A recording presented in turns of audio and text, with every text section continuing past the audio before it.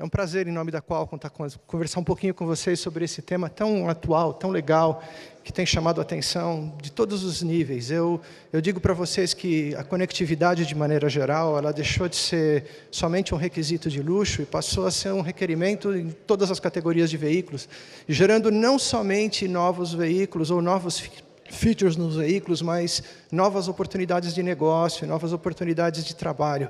Eu tenho visto, e inclusive aqui ontem e hoje, muitos desenvolvedores que estão gerando aplicações no Brasil que me fazem lembrar os primórdios do que foi isso aqui. Aliás, não sei o quanto vocês conhecem da nossa empresa, mas a Qualcomm é uma empresa de quase 45 mil funcionários, que fatura em torno de 40 bilhões de dólares. Oi? Alguém comentou alguma coisa para mim? Não? Ok. Vocês estão me ouvindo bem? Ok. E nesse contexto, lá atrás, há quase 30 anos atrás, nós ajudamos a transformar isso aqui no produto que é hoje. Eu acredito que vocês vão concordar comigo que o smartphone hoje é um dispositivo que tem a performance que outrora nós tínhamos no computador de mesa no bolso. E hoje vai muito mais além do que simplesmente navegar na internet e assistir um vídeo, mas o nível de segurança que isso aqui traz hoje para que eu possa fazer transações bancárias, por exemplo, são uma grande evidência de como os veículos também podem tomar proveito disso. E eu preparei alguns slides para vocês e alguns curtos filmezinhos que eu acho que vai ser muito mais efetivo do que mostrar bits and bytes para vocês. Nós, da indústria de semicondutores, nós temos que nos segurar. A gente se provoca, às vezes, a falar num nível de detalhes que não necessariamente é aquilo que eu acredito que vocês estejam aqui procurando ouvir. Mas o meu desejo, ao final dessa sessão, é que vocês se inspirem. E que, na sequência dos tempos, tanto vocês da indústria automobilística, da mobilidade elétrica, como vocês dos serviços, possam perceber que existem soluções para diversos dos problemas que vocês falaram. Eu também não posso deixar de fazer aqui um warning. O painel que passou aqui agora, para mim, foi maravilhoso. E alguns dos problemas que foram colocados aqui, de conectividade, eu adorei o exemplo dos tablets. Vocês que estavam aqui devem ter prestado atenção no exemplo de trocar tablets, bateria dos tablets. Guardem eles, coloquem ele numa pilha aqui para vocês lembrarem, porque eu vou, daqui a pouco, usar ele como um exemplo de como nós pensamos resolver esse problema ao longo dos tempos. O importante aqui a colocar para vocês hoje, eu vou, me permitam já começar com os meus slides, é dizer que no começo dos tempos, quando nós falávamos da conectividade, era só smartphone. Hoje em dia, francamente, eu falo para vocês, o smartphone é um pedaço desse todo. Eu poderia aqui falar para vocês que os computadores, hoje eles estão conectados. Esse meu computador, por exemplo, é um computador que está ligado 24 horas, como se fosse um smartphone, só a título de exemplo, e a bateria do meu computador aqui dura 20 horas, e ligado na rede 5G. E eu posso dizer para vocês, categoricamente, que os veículos estão indo para o mesmo caminho. Embora o veículo possa parecer desligado, acreditem, hoje a gente tem um consumo, um termo técnico para isso é consumo quiescente, um consumo muito baixo, ou seja, o consumo base de funcionamento muito baixo, ao ponto de não drenar tanta energia da bateria do carro, e eu ter recursos de conectividade nele, que me permitem, por exemplo, atualizar o software do carro, o carro desligado. Entenderam o que eu quero dizer? Dadas, obviamente, as proporções. Mas isso, como eu disse, ao longo do tempo tinha que mudar. Vocês devem lembrar que lá atrás tinha o 2G, 3G, mais recentemente o 4G. Nós estamos vivendo hoje a era do 5G. E uma das coisas que o 5G requer é uma capacidade de conexão muitas vezes maior, tanto em velocidade como em número de elementos conectados. Só a título de curiosidade para vocês, na geração 4G, o chamado LTE, nós imaginávamos, nós arquitetos de sistema, que 10 mil elementos conectados num quilômetro quadrado seriam suficientes.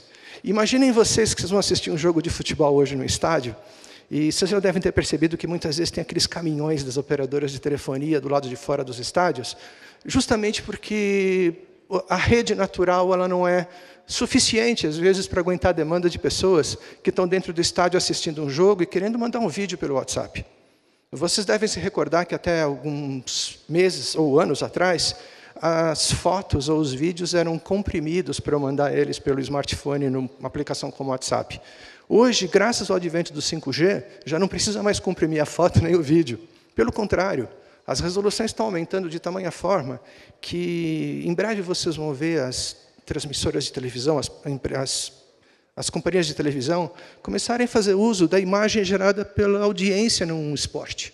Então, imagina que você tem o teu smartphone, que tem uma câmera, por exemplo, de 8K de resolução. Muito provavelmente, a TV transmitindo aquele jogo vai falar, olha, eu vou colocar a imagem para vocês agora do nosso ouvinte, do nosso colega, do nosso amigo que está lá no campo e vai colocar uma imagem para vocês em resolução 8K, graças à rede 5G com baixa latência. E eu estou dando exemplo para vocês fora do contexto automotivo para deixar justamente a cereja no topo do bolo para o final, que é onde nós chegamos agora. Nós, de novo, como provedores dessa tecnologia que viabilizou isso, nós nos sentimos tentados, em determinado momento, a enxergar o veículo como a continuidade do smartphone. Eu não tenho vergonha nenhuma de falar frente a vocês, amigos da indústria automobilística, inclusive, que cada vez mais eu vejo um veículo como um smartphone sobre rodas. Dadas as proporções, claro, porque o nível de sofisticação, de interface com o usuário, conectividade, o nível de aplicações que estão sendo geradas para os carros, estão tão requintadas, ou mais até do que as aplicações que outrora eram feitas somente para smartphones. Conversava há pouco tempo com um determinado fabricante, e permitam aqui não citar nomes, por motivos óbvios, mas esse fabricante me dizia o seguinte: quando hoje uma pessoa vai a uma concessionária comprar um carro, dentre outras coisas que ela verifica, performance de motor, ou escolha de motor, ou características intrínsecas do veículo, ela quer saber o que roda no painel multimídia. Uma coisa interessante, se o painel multimídia pode ser atualizável, se aplicações podem ser instaladas naquele painel multimídia. Vocês percebem o nível? E, honestamente falando para vocês, isso foi só o começo. Isso é isso aqui, ó. Infotainment. Então, lá atrás, eu diria, sem figuras de tempo, num determinado momento, e com todo respeito ao que nós temos aqui na grande maioria dos veículos no Brasil, hoje nós estamos ainda com uma oportunidade, com uma demanda reprimida, violenta. Eu já fico feliz em ver a quantidade de veículos que tem hoje um painel multimídia nele, e não necessariamente um rádio em 1U ou 2Us de altura, se alguns mais experientes como eu vão lembrar disso. Mas o contexto que chama aqui a atenção para vocês é de nós guardarmos 3 coisas importantes que têm acontecido e vão acontecer cada vez mais. Primeiro o nível de distração tem que ser mínimo, em detrimento à tendência dos veículos de oferecer para o usuário condições de direção autônoma. Não é o caso, não quero falar em direção autônoma aqui hoje, mas vamos falar em preparação disso. Nós vemos que a preocupação é geral de não gerar disturbance, ou seja, de não tirar a atenção do motorista. É um dos motivos pelos quais o cluster de instrumentos... Vamos separar um pouco as coisas, gente.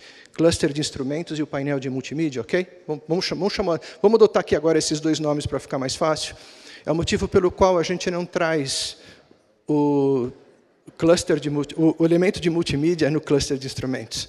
É uma questão de distração. Eu conversava esses dias com uma empresa de transportes por aplicativo, e eles me falavam exatamente isso, que é muito perigoso o fato do motorista de aplicativo ter que até tocar no smartphone. Há um desejo ou uma tendência de que o próprio painel do veículo dê essa interação com ele. E, nesse contexto, a forma com que essa interação vai acontecer, ou tem acontecido nos projetos que nós estamos fazendo, vai além do toque de ler e de escrever no painel. Escrever nem pensar. Eu acho que é inconcebível imaginar, pelo menos nos projetos que eu tenho acompanhado, escrever no painel de instrumentos enquanto você está numa direção de um veículo. Mas conversar com o painel é uma coisa muito comum. Eu gosto do exemplo desse carro que está aqui, o Raval, o H6, inclusive é um carro que usa as nossas tecnologias no painel, eu falo isso com muito orgulho. E eu conversava esses dias com uma pessoa que falava justamente sobre o aspecto do ar-condicionado dele não ter botões. E essa pessoa me perguntava, poxa, mas é prático você chamar o ar-condicionado tendo que apertar comandos? Eu falei, não, eu chamo isso por comando de voz. Perceberam? Então, o contexto todo, que eu acho que está cada vez mais evidente, e que eu quero deixar para vocês, é que a forma com que a tecnologia interage com a pessoa vai se tornar cada vez mais seamless. E, nesse contexto, isso vai para a inteligência artificial, nas câmeras que estão dentro do veículo, que não simplesmente estão sabendo que você está lá dentro. Mas uma câmera que hoje está dentro de um veículo, ela é tão útil, ela pode me dizer que o cinto de segurança está afivelado ou não. Ela pode me dizer se tem um ocupante aqui ao meu lado ou não. Se esse ocupante é uma criança. Esses dias mesmo, conversando com o Fábio, num podcast maravilhoso que eu fiz com a Motor One, eu falava isso. É muito legal imaginar que você pode, né, Fábio? A gente falava sobre isso, que eu posso saber, e eu pensei isso na hora ali, que eu tenho uma criança no banco de trás e que ela está na cadeirinha de criança ou não. Gerar um warning para o motorista dizendo, meu amigo, você está com uma criança no banco de trás e ela não está na cadeirinha. Vocês percebem que isso é um conteúdo que não precisa ir até a nuvem para ser processado na nuvem. Ele pode ser processado ali. Se eu tenho preocupação com sigilo de dados, Lei Geral de Proteção de Dados do Brasil, ali eu estou tranquilo, porque eu não estou mandando dados de quem está dentro do meu veículo. Eu simplesmente estou processando e talvez sinalizando para a nuvem que aquele carro tenha 1, 2, 3 ou 4 ocupantes. Se é o veículo de uma locadora, por exemplo, ou não é de propriedade de quem está o conduzindo, o dono de verdade desse veículo ele pode tomar decisões acerca daquele veículo, dizendo o seguinte, olha, esse veículo é para 4 pessoas, você está com 6 pessoas aí dentro. Você realmente quer fazer essa condução? Entenderam o meu comentário? Tudo isso só é viável quando eu conecto o carro à nuvem e quando eu tenho a tecnologia celular, que eu vou explicar bastante aqui hoje para vocês, e não vou nem gastar muita energia de vocês falando aqui em direção autônoma hoje, mas eu adoraria no futuro comentar com vocês um pouco de o que a gente já tem feito. Mas guardem o seguinte, a conectividade evoluiu, e graças a essa tecnologia 5G, que hoje já está visível na tela dos smartphones de vocês, a gente consegue fazer coisas com baixa latência e um alto grau de adensamento. Palavra diferente para alguns, mas que é justamente a densidade, o número de pessoas que podem se conectar ao mesmo tempo. Alguém pode lembrar para mim quantos elementos conectados em 1 km² eu falei agora há pouco na rede 4G? 10 mil. Vocês querem saber o número de 5G? 1 milhão. 1 milhão de elementos conectados num quilômetro quadrado não são necessariamente carros. Eu diria que nem dá para colocar 1 milhão de carros num quilômetro quadrado. Mas pensem nos sensores de IoT. E aqui é a hora que eu vou colocar o primeiro vídeo para vocês. Posso pedir para vocês colocarem o vídeo número 1 para mim? Eu vou mostrar para vocês uma aplicação de um contexto chamado Cellular Vehicle to Things, o CV2X. C de celular, V de vehicle, 2 de para, X podem ser pessoas, veículos. Tem 1 minuto. Botão de passagem de rua, de farol.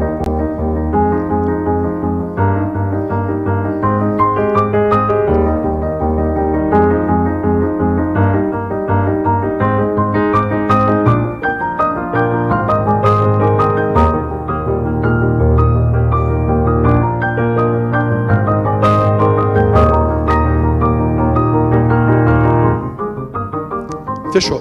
Obrigado. Ele deve estar em loop. 2 exemplos de caso que eu nesse vídeo aqui, que talvez menos atentos não observaram. A pessoa apertou um botão para atravessar um farol. Imagine que aquele botão é um elemento de IoT, de Internet das Coisas, que está dizendo para a nuvem que naquela localização uma pessoa vai atravessar a rua. Imagine que essa informação chega à nuvem, a esse cluster de processamento, e manda uma mensagem para o veículo dizendo o seguinte, uma pessoa vai atravessar a rua ali na frente. Se for um veículo de condução autômata, não vou nem dizer nada, ele vai se preparar e vai parar. Por não ser, no atual momento, e no que a gente imagina que vai acontecer no Brasil por muito tempo, eu vou ter um warning no painel dizendo, alguém vai atravessar a rua ali na frente. O Fábio vai lembrar bem do outro exemplo que nós conversamos. Aliás, eu convido vocês a assistirem esse podcast, que é e aí eu faço a pergunta para vocês. Quem de vocês não gostaria de ter um carro onde eu soubesse que o farol lá na frente vai fechar, antes de eu chegar nele, para eu acertar a minha velocidade para chegar naquele farol com ele aberto? e coisa mais fácil de fazer isso. É mais ou menos o mesmo contexto que foi o exemplo 2 desse filme. Hoje, com essa tecnologia celular para as coisas, se eu consigo monitorar um botão de abertura de um pedágio de pessoas, de farol de pessoas, perdão, eu consigo dizer que o farol está no vermelho, eu consigo dizer qual a ciclagem daquele farol, em quanto tempo ele vai sair do vermelho e ir para o verde. Então eu consigo talvez mandar uma mensagem para um carro dizendo assim, vá a 35 km por hora, nesse mapa que eu te dei, que quando chegar lá na frente esse farol vai estar aberto. Onde isso vai parar, amigos? Lá na frente eu acho que nós vamos usar os faróis como formigas. Eu acho que não vão existir faróis. E acho que a melhor forma de dizer isso para vocês é mostrando uma figura que eu tenho medo que assuste vocês, mas prestem atenção nessa figurinha aqui, e olhem que interessante que eu tenho nela. Eu vou até perto de uma delas para mostrar para vocês. Vocês estão vendo veículos numa rodovia, e vocês veem aqui algumas sinalizações. Olha, aqui está escrito V2V, que significa veículo falando com veículo. Já vou dar um exemplo para vocês. Veículo com a rede, também já vou dar um exemplo. E eu queria achar um veículo com pessoas. Eu tenho aqui um veículo 2P, um V2P? Não tenho, mas é o exemplo que eu citei agora há pouco do farol. Pensem o seguinte, essa tecnologia que eu chamei de CV2X, ela tem como grande advento o fato de o veículo não falar somente com uma rede de celular. Ele pode conversar com outro carro. Eu consigo saber que o veículo da frente passou num buraco. O veículo da frente simplesmente manda uma mensagem dizendo o seguinte, tem um buraco aqui onde eu estou. Se o veículo da frente parou, e eu vou mostrar num vídeo daqui a pouco para vocês algumas simulações que nós fizemos com algumas indústrias automobilísticas, eu acho que o vídeo que eu tenho ali, nós estamos fazendo um teste com a Ford, com PSA e com BMW, eu creio, provavelmente, porque nós temos trabalhado com todas as indústrias e eles gentilmente concordaram em fazer uma demonstração com a gente. Trouxe esse vídeo para vocês em primeira mão. Veja, a coisa mais interessante a observar é que a combinação do IoT, da internet das coisas, ou seja, nas coisas que estão estáticas e conhecidas, mesmo nas coisas móveis, um rastreador numa bicicleta, um rastreador num dispositivo no meu relógio. Eu, em determinado momento, já que eu tenho esse conteúdo e ele é conectado, por que não fazer uso do fato dele ser conectado e de gerar informação de onde eu estou naquele momento para fazer algo de segurança para quem está vindo atrás de mim? Então, guardem o exemplo aqui, que eu gosto muito de usar. Falei do buraco agora há pouco, mas de veículos que estão trocando de faixa e não necessariamente você está atento olhando isso. Então, você pode ter um warning no teu painel de instrumentos, e você pode não, já existe, a gente já faz isso em vários veículos, dizendo o seguinte, o veículo da frente trocou de faixa. Pode ser por imagem? Pode ser por imagem. Mas, às vezes, num dia de chuva, num dia de fog, de neblina, não é tão fácil fazer isso por imagem. Por LiDAR, pode ser feito por LiDAR também. Às vezes, por questões de reflexão, não é tão fácil fazer isso. Reflexão em função dos 20 a 25 GHz que esses negócios trabalham e que tem uma característica de refletir nas coisas quase como se fosse luz. Óbvio que a inteligência artificial ajuda a resolver, mas peronomútil, às vezes ainda tem problemas. Então, o fato de eu poder usar uma tecnologia que este carro fala o seguinte, estou trocando de faixa, e facilita a vida desse carro que está aqui, dele tomar uma decisão do tipo, vou reduzir a velocidade, ou até tomar essa decisão numa das categorias, talvez a categoria 3, categoria 4, do nível de automobilidade do veículo, é uma opção que a gente hoje ela é plausível e que vai ficar cada vez mais evidenciado.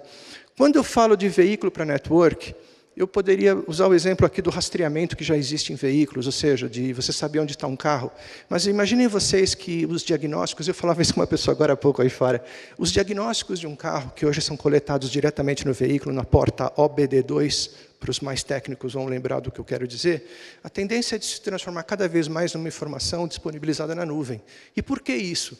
Porque, embora possa parecer inseguro, se eu tenho uma rede segura, como é uma rede 5G, eu tenho menor facilidade de intrusão e de tentativa de ataque, como eu teria numa porta física que alguém pode espetar um dispositivo. Então, a tendência da porta OBD2 física é desaparecer. E de alguns carros, inclusive, que estão aqui, já nem mais oferecem essa porta ou algo similar. É óbvio que existe um nível de manutenção que requer uma porta de comunicação, mas não necessariamente física para um mecânico não, esse termo eu acho que está errado já para isso, para o técnico, que vai verificar um carro numa manutenção tanto preventiva, como preditiva, como corretiva, poder fazer a manutenção naquele carro. Eu acredito piamente que, alguns anos de agora, nós vamos falar em manutenção de veículos com um tablet, um computador, um smartphone conectado na rede, se logando a ela, o usuário sendo reconhecido, tendo acesso àquele veículo único, um acesso seguro, ou seja, com uma encriptação, talvez, para os mais técnicos, elíptica, onde a chave pública é pública, mas a porção privada da chave de segurança é retida a 7 chaves, e de modo que seja possível ter todas essas palavras, essas informações que viabilizam, propriamente dito, ter acesso ao controle daquele veículo. E, então, nesse contexto, vejam o exemplo que eu citei aqui agora de veículo para network, como plausíveis já, na realidade dos dias de hoje. Mas faltou o primeiro, que eu falei agora há pouco para vocês, que é do veículo falando com as pessoas. Está claro o exemplo que eu usei da pessoa atravessando a rua? Gente, eu não sei vocês, mas eu tenho aqui alguns colegas de trabalho meus que andam de bicicleta o fim de semana inteiro, e eu tenho absoluta certeza que eles vão adorar saber que, num futuro próximo, eles vão estar seguros e tranquilos de saber que os veículos vão respeitar eles, não só porque o motorista, o condutor daquele veículo está olhando, mas porque a tecnologia está dando informação dizendo há um ciclista ali na frente, há um pedestre atravessando a rua naquele momento. E aqui eu preparei uma tabelinha para vocês, mostrando esse nível de aplicações que já existe hoje. Então, eu quero inaugurar um termo aqui para vocês, para os que mais conhecem os smartphones, vão lembrar desse nome Snapdragon. É o nome que a gente dá ao chip da Qualcomm, ao dispositivo que é o coração dos smartphones de hoje, e que nós queremos que também seja o coração dos veículos. Então, nós acreditamos que em breve vocês vão estar observando essa logomarca, esse nome Snapdragon, mais visível também dentro dos veículos. Eu sonho com o dia em que nós vamos ver a escolha de um veículo também pela qualidade dos dispositivos que estão lá dentro. Eu quero aqui citar um ponto para vocês, que é preocupação de muitos engenheiros que nos procuram, da indústria automobilística. Eles nos dizem assim, como vocês, Qualcomm, como provedores dos chips, trabalham com as questões de temperatura? Porque, afinal de contas, vocês sabem que os dispositivos semicondutores, a eletrônica, não gostam muito de calor. É uma questão natural, porque ela já é naturalmente isotérmica. Ou seja, quanto mais performance você tira, maior a possibilidade de você gerar calor, por causa da eficiência de conversão de energia que alimenta aquele conjunto em processamento que você quer, e o que não foi usado para processamento é natural que seja calor. Então, a eficiência, ou seja, a energia agregada dividido pela energia total disponível te dá um índice de eficiência. O fato é que, como eu disse há pouco, o fato de a gente ter ajudado a fazer esse dispositivo consumir o que ele consome hoje, 10, 12 horas de bateria, e usando ele de uma forma contínua, tirando fotos, fazendo filmes, navegando na internet, nos permite dizer que nós esquentamos menos do que outras tecnologias. Eu não preciso de um cooler, de um dissipador de calor enorme no dispositivo desse. Isso nos habilita e nos credencia a colocar a nossa tecnologia no painel de um veículo, de forma que eu não preciso me preocupar tanto com o calor que ali é gerado. Por que isso é importante colocar para vocês? Porque isso viabilizou que nós utilizássemos o mesmo conceito de Snapdragon para fazer o chassi digital dos carros e endereçar as seguintes aplicações que eu trouxe aqui para vocês. Computação central e cockpit eu já falei a respeito, não preciso repetir. Serviços digitais. Lembra que eu falei agora há pouco para vocês, eu estava olhando para aquele lado de lá no momento que eu falei isso, que nós acreditamos que o que aconteceu no smartphone vai se replicar no veículo, de projetistas e casas de projeto gerarem aplicações cada vez mais voltadas ao veículo. Isto são serviços digitais, olha.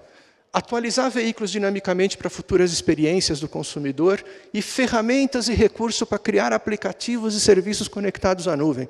Ou seja, nós não sabemos ainda qual vai ser o uso, mas eu garanto para vocês uma coisa, nós estamos deixando performance para isso. O objetivo é desafiar vocês, projetistas, vocês que têm ideias de aplicações, a usarem esse horsepower, essa capacidade de processamento, para aquilo que não necessariamente nós sabemos que nós precisamos. Eu, obviamente, peço desculpas de não comentar com vocês alguns desses casos, por respeito a quem teve ideias brilhantes. Mas eu gostaria muito de ouvir vocês no futuro próximo, quem estiver nessa sala, ou quem estiver ouvindo a gente pela internet, a nos procurar e dizer das suas ideias disruptivas, graças à performance, esse horsepower performance que eu disse para vocês, que a Qualcomm disponibiliza nos seus produtos. Entenderam o contexto? Ou seja, não é projetar e entregar algo que sirva só para aquilo que está sendo necessário naquele momento. É deixar performance suficiente para que futuras aplicações possam ser implementadas. Eu gosto muito do exemplo do dashcam, da câmera que eu falei, que num primeiro momento foi colocada somente para saber que tinha um motorista no carro.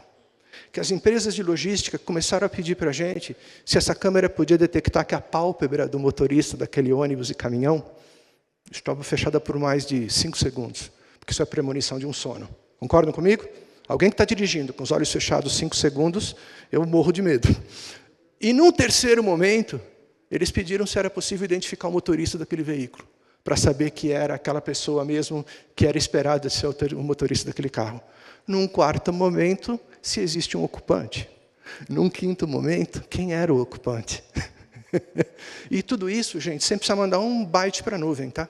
Tudo processamento local, guardando o local, com o veículo chegando ao seu destino, e esses dados sendo coletados por Wi-Fi. O veículo entra no pátio, conectou na rede Wi-Fi, as informações foram passadas e foi viável para esse tipo de empresa no segmento de logística olhar e falar, reconheço que esse motorista conduziu do jeito que eu esperava. Entenderam os exemplos? Então, isso aqui é um ótimo exemplo aqui no serviços digitais. Drive Assistance Automated Driving, já comentei a respeito, não vou falar novamente, não creio que precisa, seria redundante se eu falasse. Eu quero falar um pouco sobre segurança e já vou aproveitar e falar em gerenciamento de frotas.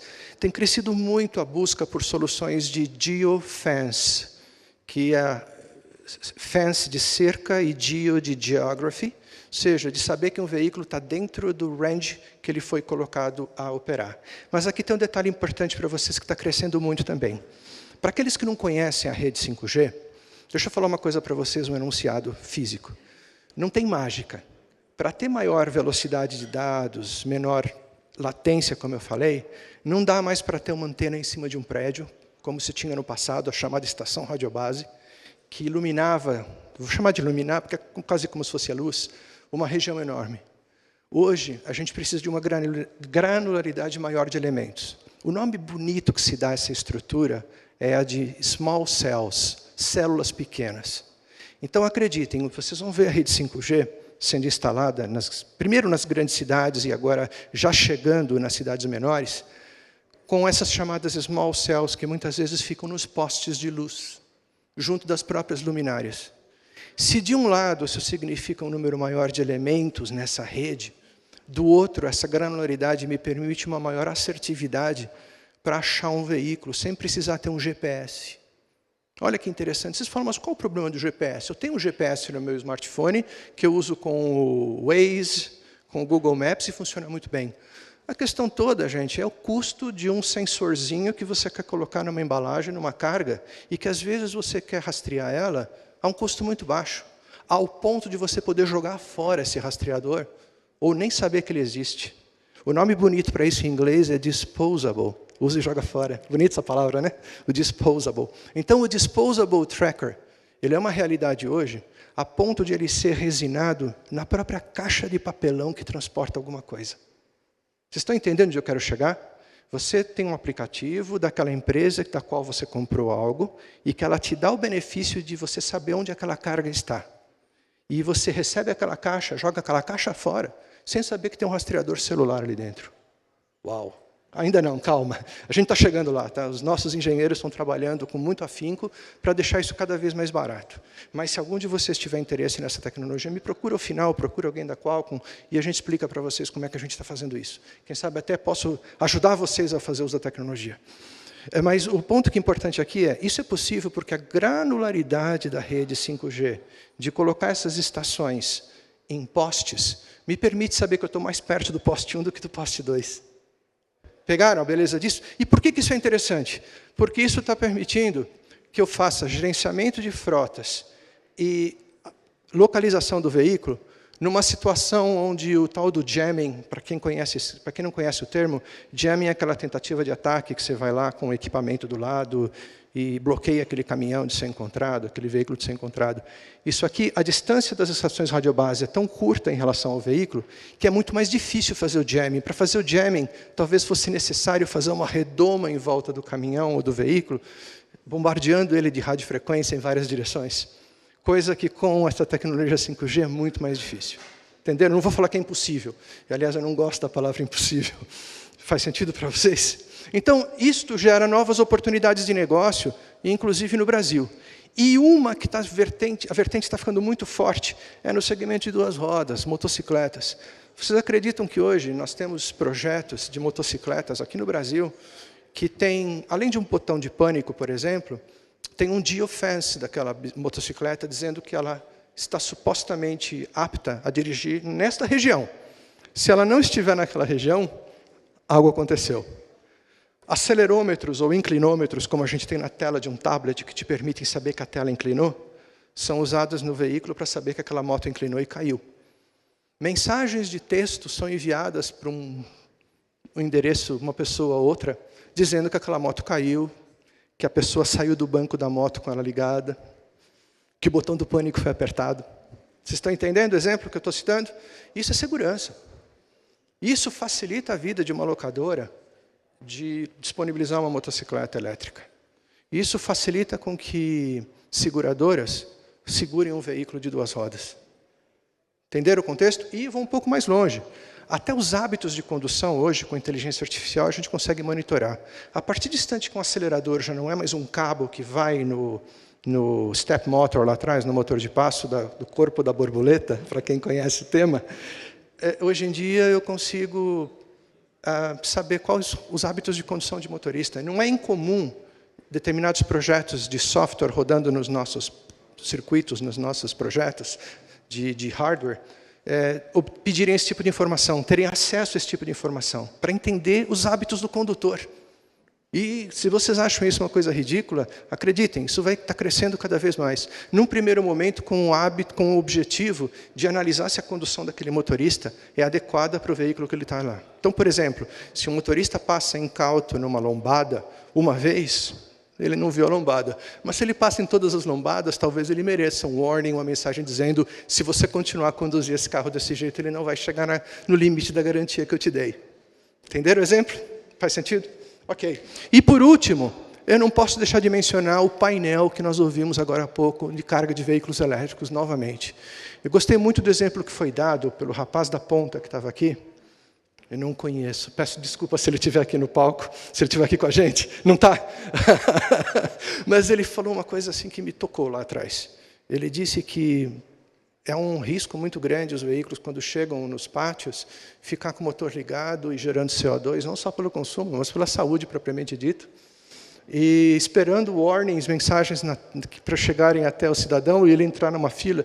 Amigos, a tecnologia hoje, de conectividade 5G de baixa latência, me permitiria resolver isso de uma forma muito simples. Se a gente consegue enfileirar veículos numa estrada para eles entrarem num pedágio, que é uma outra história, não vou nem contar aqui agora por causa do nosso tempo, eu tenho absoluta certeza que a gente conseguiria interceptar comandos de solicitação de carga de bateria e dizer para os veículos se alinharem numa determinada fila, numa determinada ordem, de uso do número de estações de recarga disponíveis, ou que a demanda de energia naquele momento permita usar. Entenderam o que eu falei, né? Não preciso. O ponto todo é o seguinte: o comentário dele foi que não dava para ter muitas estações de recarga simultâneas. Mas eu acho que a gente consegue fazer o schedule disso. Se eu consigo fazer o schedule dos veículos que estão entrando, como eu falei, num pedágio, que tem uma única cancela, e eu tenho, inclusive, algumas ordens de priorização, como, por exemplo, ambulâncias e bombeiros, que tem que passar na frente de todo mundo, eu acredito que seja viável fazer algo parecido. Adoraria participar de um projeto desse. Se, porventura, alguém de vocês estiver trabalhando num projeto de logística desse e me procurar a posteriori, eu ponho alguém do meu time para a gente conversar sobre isso. Eu acho que isso não é futuro, isso é presente. E como não podia deixar de ser, eu já expliquei isso para vocês, não vou nem passar esse slide de novo, esse aqui também já expliquei para vocês. Para alguns um pouco mais técnicos, eu acho que vocês merecem entender como é que é o diagrama de blocos. De novo, eu prometi que eu não ia entrar em circuitos. Eu menti? Não menti. Mas eu queria mostrar para vocês um pouquinho de como é que é a composição disso em blocos, que é uma curiosidade, ou seja, como é que isso é implementado dentro de um veículo. Por favor, eu peço para vocês que não aguardem fotos, mas que vocês prestem atenção na composição de bloquinhos que tem aqui. Essa tecnologia toda de conversa com o veículo, que está dentro do contexto do Cellular Vehicle to Things, nós implementamos ela de uma forma modular, com os nossos circuitos integrados. Quando há necessidade de ter um GPS, lembra que eu falei para vocês que o 5G tem granularidade boa, mas determinadas localidades do mundo não têm o 5G. Então, ao invés de 5G, a gente coloca um 4G. Se o 4G não tem essa granularidade que eu falei, porque a conectividade com a rede está em cima do prédio, lembra que eu falei da estação, radiobase em cima do prédio, e não nos postes de luz? Então, aí não tem mágica. Para eu conseguir achar alguma coisa, eu preciso de um GPS. O que é GNSS? Só de curiosidade, GLONASS. Para quem não conhece esse contexto, existem várias órbitas de satélite, tá, gente? Tem os satélites americanos, que é o Global Positioning System, o GPS, propriamente dito. Tem o GLONASS, que é do leste europeu. Tem o Beidou, que é chinês. E tem um indiano também, que agora vai entrar em breve. Então, essas constelações de satélite têm um nome. Nós aqui colocamos o nome GNSS, porque é a primeira opção que a gente coloca. Porque ele tem uma constelação boa, cobre bem todo o hemisfério sul do planeta. Cobre o planeta, mas cobre bem o hemisfério sul. Mas aqui eu poderia escrever GLONASS, GPS, Beidou, qualquer um deles. A gente suporta todos eles. Então, eu falei do CV2X, que conversa com o carro propriamente dito, conversa carro com carro, o GLONASS ou o GPS. Um software que roda aqui, um Software Development Kit, para quem escreve software vai saber o que é isso, é aquilo que abstrai tudo isso e conversa com hardware. Ou seja, para ninguém ter que ser muito técnico em detalhes, nós fizemos um negócio que abstrai toda a complicação do hardware e entrega uma coisa mais simplificada para quem escreve uma aplicação. Vou deixar isso aqui por último de propósito. E o 4G, 5G. O que é o tal do ITS? Termo bonito, né? E esse é um termo que eu acho que a gente tem que louvar o governo brasileiro, e em especial a Anatel, pela decisão inteligente que eles tomaram recentemente, gente. E vou explicar para vocês por quê. ITS significa Intelligent Transportation System, Sistema de Transporte Inteligente. Foi uma definição já adotada em países de primeiro mundo, que utilizam a frequência de 5.9 GHz para fazer uma comunicação específica entre veículos. A vantagem dessa banda, dessa frequência, é que por ela ser bem alta na ordem na casa de gigahertz, ela permite um tráfego de dados em alta velocidade, com boa direcionalidade quando é requerido. E aí vem o lado legal do Brasil. O Brasil aprovou essa banda ITS, essa banda de 5,9 GHz para usar para ITS. Vou falar uma coisa para vocês, amigos. Essa é uma banda muito nobre, uma banda disputada, uma banda que outros serviços queriam usar ela. Para outras coisas maravilhosas também. Eu não vou nem apontar um dedo, porque seriam maravilhosas também. Mas o fato do governo federal, por intermédio da Anatel, ter permitido que essa banda de 5.9 GHz fosse definida para uso em ITS, permitiu com que a indústria automobilística não precisasse reinventar o produto on-board unit, que é o que vai dentro do carro, e pudesse, assim, reutilizar o que existe. Vocês, tanto quanto eu, veem veículos maravilhosos aqui fora, ali no outro canto, e vocês veem a importância, para todas essas indústrias que estão aqui, de agregar volume no que foi feito. Ontem eu conversava com uma indústria aqui específica, ontem à tarde, conversa muito agradável, e a pergunta que eu fiz e a resposta que eu tive foram muito interessantes no contexto de não reinventar a roda, agregar volume para se ter custo. Então, vocês vão concordar comigo, vocês vão de convir comigo que é fundamental nós termos, obviamente, os nossos standards, mas desde que nós agreguemos volume. Entenderam o meu comentário? E o fato da Anatel, na minha humilde opinião, ter permitido que essa banda de 5.9 GHz ITS, Intelligent Transportation System, fosse utilizado para este fim, foi muito positivo, em prol de permitir que projetos que já existam lá fora possam ser trazidos para cá. Imagine que um determinado fabricante, ABC, XYZ, traga uma on-board unit no seu carro e nós coloquemos uma infraestrutura de microcélulas ITS nas estradas, nas ruas, sem precisar reinventar, sem precisar mudar elas. Percebem isso? Isso é uma grande evidência para mim da real viabilidade de nós levarmos os veículos para aquela figura lá atrás que eu mostrei para vocês no meu primeiro slide. Vamos voltar nele? Rapidamente. Ops, aqui, ó. Hello. Para a gente chegar aqui, ó, passar do car to cloud e vir para o carro, cellular vehicle to things. Faz sentido? Eu queria agora pedir a gentileza de você me colocar o vídeo 3. Por favor, nós não vamos passar o vídeo 2, que eu já o comentei.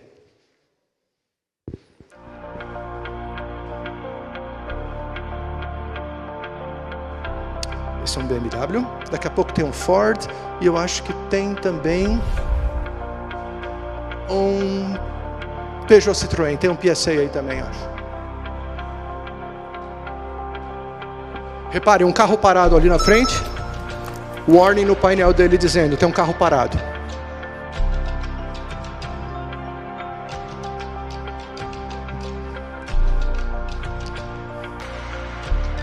Sinalização de uma bicicleta vindo no sentido oposto.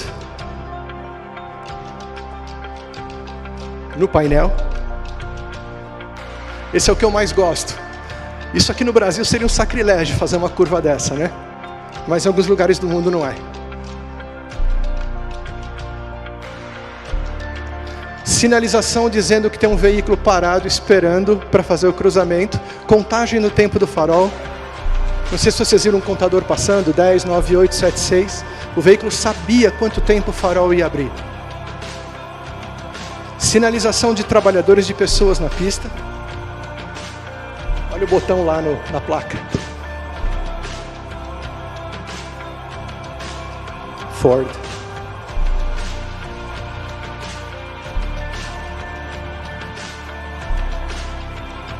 Isso é um sacrilégio, né? Não há visão.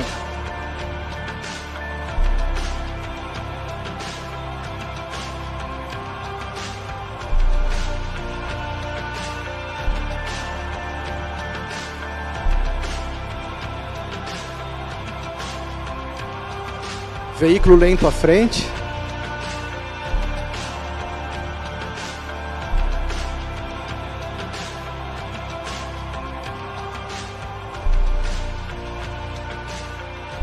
Peugeot Citroën, BMW, Ford, Savary, que hoje é do grupo Harman Kardon, que é um desenvolvedor dessas soluções com as nossas tecnologias, e Qualcomm. Obrigado. É óbvio que esses vídeos que eu coloquei aqui agora, eles são a melhor forma que eu encontrei de mostrar para vocês isso na prática. Mas eu tenho absoluta certeza que, se houverem aqui representantes da própria indústria automobilística, vocês devem ter exemplos melhores até dos que eu trouxe. E o meu sincero desejo é que, como eu disse, desenvolvedores ou mesmo possíveis usuários possam ver essa tecnologia não mais como rocket science, mas como uma coisa real. Existe, está funcionando. Eu não posso, de novo, eu pedi tantas vezes desculpas aqui hoje de não poder falar de nomes de clientes, né, gente? Mas, assim, em função da força dos NDAs, eu não posso divulgar. Mas, em muito breve, vocês vão ver redes funcionando em municipalidades, em cidades. Vocês vão ver redes funcionando em empresas. Vocês vão ver carros equipados com isso. Carros públicos. Imagine, ambulâncias, carros de bombeiro que vão atravessar um pedágio a 120 km. Não, 120 não dá. Mas vão atravessar na velocidade limite que o pedágio permite. Algo que não é muito fácil fazer com o tag que está no vidro do carro, por questões físicas, que uma hora eu conto para vocês. Gente, é assim, eu vou encerrar aqui, mas não antes de colocar para vocês que, agora para os mais engenheiros, que essa combinação é feita de chips. Porque, no final das contas, nós, como uma empresa de tecnologia, imaginamos que nós precisamos trazer, eu vou fazer analogia com remédios, o princípio ativo para alguém transformar esse princípio ativo num remédio. O princípio ativo que nós Qualcomm disponibilizamos são chips. São circuitos integrados que nós desenvolvemos e fabricamos e disponibilizamos para com que os contract manufacturers, de uma maneira geral, desenvolvam os projetos que os OEMs automotivos utilizam. Se, obviamente, vocês quiserem um pouco mais de detalhe desses chips, eu posso prover com prazer. Part numbers, clock de funcionamento, o tipo de memória que eles precisam, o tipo de conectividade que eu coloco e o tipo de comunicação celular que eles disponibilizam para fora. Mas, francamente, não acredito que seja o propósito dessa conversa aqui hoje com vocês. Como eu disse, meu objetivo era provocar vocês. E eu termino passando 2 mensagens antes de fazer um curto espaço de tempo que eu ainda tenho de perguntas possíveis, eventuais, que vocês tenham para a gente. Eu termino com esses 2 comentários aqui e considerações finais. Nós nos posicionamos como um provedor dessa integração, dessa matéria-prima que eu disse. Nós vemos essa iniciativa do Electric Days como uma oportunidade de ouro. Eu estou aqui desde ontem e estou razoavelmente satisfeito de ver o nível de perguntas, o nível de interesse dessa comunidade no segmento da eletrificação e da mobilidade de veículos. E digo para vocês, o que vocês viram até agora é pouco. Se preparem. A revolução só está começando. O negócio vai ficar muito legal. E isso sem falar em veículo autônomo ainda, tá? E, por último, e não menos importante, esse que eu chamei do Snapdragon Digital Chassis, nome bonito, né, que eu dei lá atrás, ele tem sido a base de diversos projetos com diversos fabricantes que nós estamos falando. Mas a minha provocação aqui no Brasil, São Paulo capital, estamos colaborando com o desenvolvimento de projetos que envolvem customizações de projetos globais já existentes, guardem bem atenção nisso, e a implementação de CV2X aqui nesse país. Então, é real. Se vocês, porventura, num determinado momento, virem alguma dessas implementações e perguntarem para si mesmos, é possível participar disso?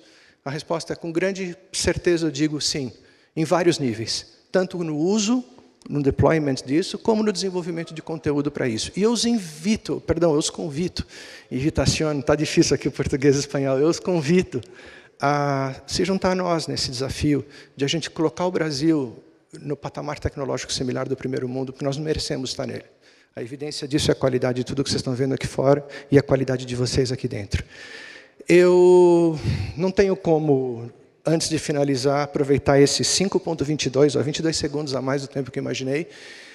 Tenho 5 minutos ainda e eu gostaria de propor algumas possíveis perguntas que vocês, porventura, tenham. Se não tiverem, também não há problema algum, mas, havendo perguntas, eu vou ter um prazer imenso em endereçá-las. Olá, boa tarde. Obrigado pela apresentação, muito empolgante, realmente.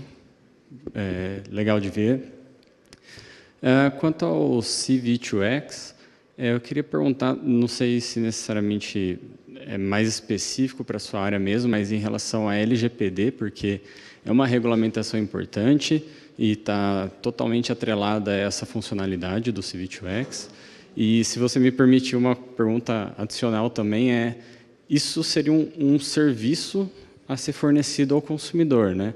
Será que isso deveria ser cobrado? O cliente pagaria por isso mensalmente, anualmente? Como você poderia explicar a respeito? Ótimas perguntas. Eu queria ter uma hora para responder para você. Mas, em curtas linhas, a primeira pergunta que você me fez. Só para eu pegar o contexto das palavras que você usou na primeira pergunta, volta nela para mim. Só a relação, não o risco. Ok. Lei Geral de Proteção de Dados. Ela se pega no quesito de transferir conteúdo sem o consentimento do real detentor dele.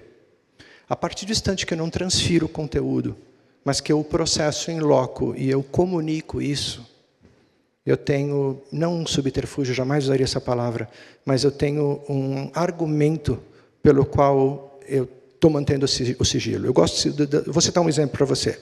Se eu entro num prédio hoje e me pedem para tirar uma foto minha para controle de acesso naquele prédio. Geralmente tem uma plaquinha dizendo algo do tipo, esses dados estão seguros aqui dentro desse estabelecimento e vão ser utilizados somente para seu acesso, algo do tipo. Ou esses dados não serão enviados para fora daqui, correto? É um dos motivos pelos quais a inteligência tem que ser local. Então, o contexto da resposta para você é, se eu tivesse fazendo como alguns outros fabricantes de tecnologia que competem conosco, fazem, que eles mandam todo o conteúdo para a nuvem e processam na nuvem, eu acho que eu teria um grande problema para responder a tua pergunta agora. Porque eu não ia conseguir garantir a funcionalidade, porque eu ia ter que mandar dados para fora. Mas a partir do instante que eu diga que tem um motorista, que ele está com a pálpebra aberta, dos olhos ou fechada, que existe um ocupante ou não, você concorda comigo que eu já posso dar um determinado nível de serviço, onde eu, de certa forma, não estou transferindo dados que possam ser considerados de propriedade do ocupante ou do dono da imagem propriamente dito? Veja, eu não estou falando que eu vou reconhecer quem você é. Que eu vou falar, é o teu nome? É o Marco. Não vou falar, não é isso. Entendeu o contexto? Mas, ou ainda, talvez, aqui pensando um pouco mais longe, agora é brainstorm, eu poderia, no momento que eu estou alugando o meu veículo para você, olha, eu uso como serviço da segunda parte da pergunta, eu poderia pedir para você, algo do tipo, com aquela plaquinha de novo da Advertise, vou tirar uma foto sua aqui no carro, antes da partida, para saber que é você que depois vai dar a partida de novo. Mas os seus dados estão protegidos por sigilo de lei. Essa frase, seus dados estão protegidos por sigilo de lei, não serão enviados à nuvem, coisas tais.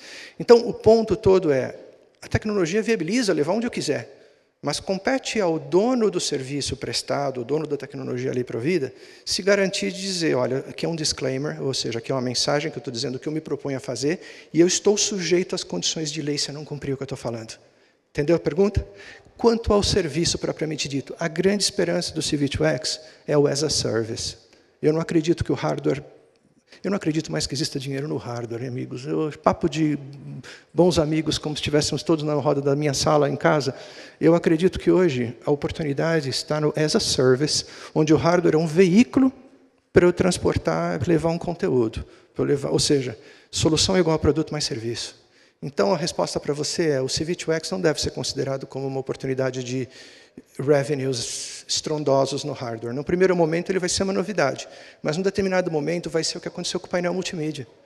Vai ser o que aconteceu com o levantador de vidro elétrico. Lá atrás, podia até ser um acessório. Hoje, é quase que uma condição sine qua non. Ou, melhor ainda, os itens de segurança, ABS, airbags. Dá para imaginar hoje, vamos falar do nosso país, a legislação nem permite. Entendeu o meu comentário? Então, eu, honestamente, já consideraria de partida que o business model para o CV2X é o de prover como as a service, onde, como eu falei agora há pouco, os projetistas de aplicações, eles vão gerar conteúdo que vai fazer uso da tecnologia e vai justificá-la sob a forma de um revenue recorrente. Espero ter respondido a tua pergunta. Obrigado. 7, 6, 5, não tenho mais tempo. Caros, muito obrigado mais uma vez em nome da Qualcomm pelo tempo de vocês. Espero que vocês tenham uma tarde agradável com mais ótimas sessões. Mais uma vez, obrigado.